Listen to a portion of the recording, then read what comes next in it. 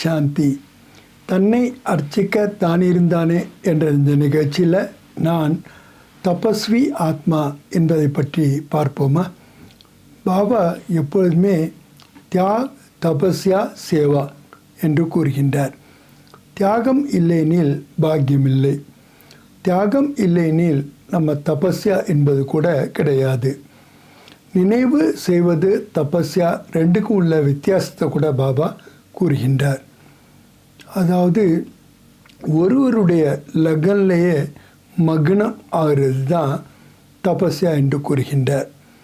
அதே மாதிரி அந்த கடலில் நாம் மூழ்கி விடுவது, இதையும் பாபா தபஸ்யா என்று கூறுகின்றார். பாபானுடைய அன்பில் மட்டும் மூழ்குவதல்ல, அவர் அனைத்து குணங்களையும் கடலாக இருக்கின்றார், ஞான கடலாக இருக்கின்றார். ஞானத்தில் நாம் மூழ்குவர்களாக இருக்க வேண்டும். சக்தியின் கடலாக இருக்கின்றார், ஆக நம்ம சக்தியில் மூழ்குபவர்களாக இருக்க வேண்டும். ஆனந்த கடலாக இருக்கின்றார், ஆனந்தத்தில் நாம் மூழ்குபவர்களாக இருக்க வேண்டும். ஆக சுக கடலாக இருக்கின்றார், சுக கடலில் நம்ம மூழ்குபவர்களாக இருக்க வேண்டும். அவங்கள தான் பாபா தபஸ்வி ஆத்மா என்று கூறுகின்றார். ஆக அதற்கான தாரணையில் பாபா சொல்லும்போது தில் தக்த நஷீன் என்று கூறுகின்றார். பாபானுடைய மனமென்னும் இதய சிம்மாசனத்தில் அமரக்கூடியவர்கள்.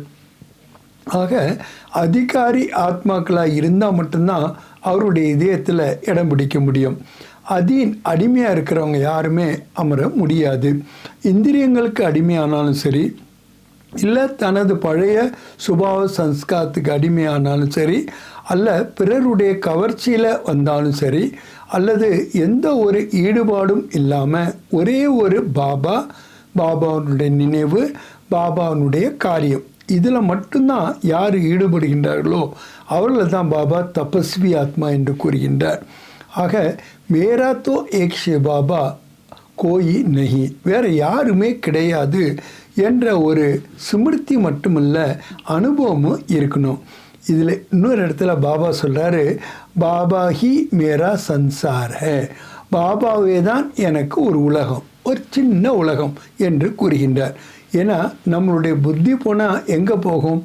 உலகத்தில் தானே போக முடியும். ஒன்று வியக்திகிட்ட போகும் அல்லது வைபவத்துக்கிட்ட போகும், வேறு எங்கேயும் போகிறதுக்கான வாய்ப்பே கிடையாது. அதனால தான் பாபா சொல்கிறாரு, யார் ஒருவர் என்ன தன்னுடைய உலகமாக கருதுகின்றார்களோ, நானே அவர்களுக்கு உலகமாக இருக்கின்றேனோ, அப்போ தான் அவங்க தியாகி தபஸ்வியாக இருக்க முடிகின்றது.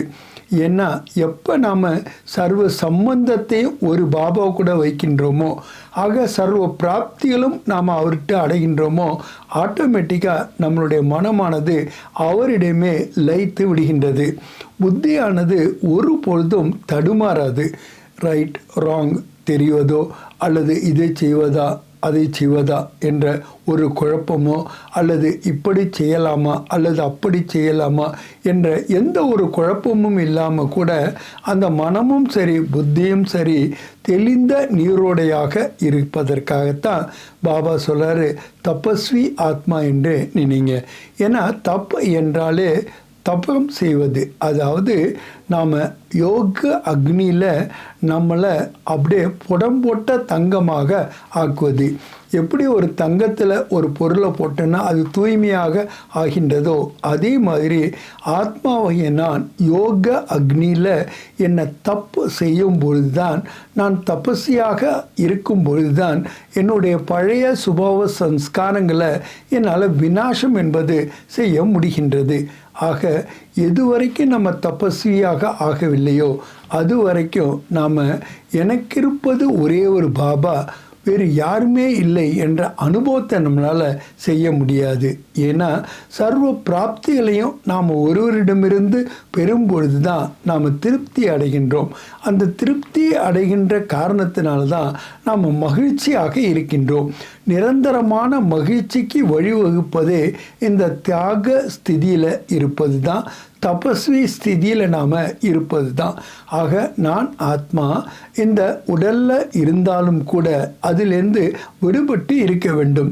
எனக்கென்ற பாத்திரத்தை நான் நடித்து கொண்டிருந்தாலும் கூட ஒவ்வொரு வினாடியும் இதிலிருந்து நான் எந்த அளவுக்கு ஞாரா ஆகின்றனோ அந்த அளவுக்கு தான் பாபாவுக்கு நம்ம பியாரா அன்பானவர்களாக ஆக முடியும். ஆக ஞாரா பியாரா மூலமாகத்தான் நாம் தபஸ்வி ஆத்மாக்களாக இருக்கின்ற அனுபவத்தை செய்கின்றோம்.